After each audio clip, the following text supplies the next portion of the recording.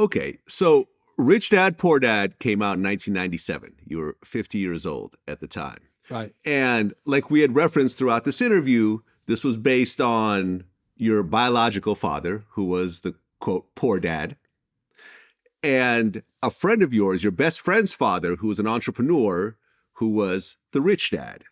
Now, when I did my research and so forth, a lot of people questioned whether this person actually existed, the rich dad. Right. Because there's lots of references to him. I watched some interviews. You said that he owned a ton of land in Hawaii. I guess the land that they built the Hilton on in Honolulu and so forth.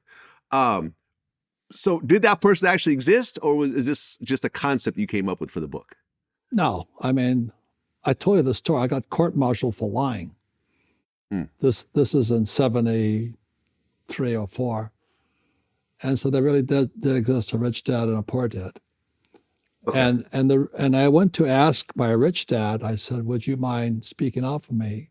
And the family said no. And I want you to know something, Vlad. The rich don't tell people what they know. You know how many times I've met one of my best friends just sold his business for $2 billion.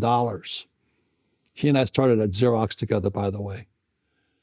And I asked him if he'd come and speak at my company. He says, no. They don't want to tell people what they do. So there is a rich dad. When I asked him if he would help me, he says, no. So that's what really happened. And so I wrote Rich Dad, Poor Dad, and then Oprah called, then Trump called. And I don't know if you know if Trump is a real guy or not, but he's pretty real.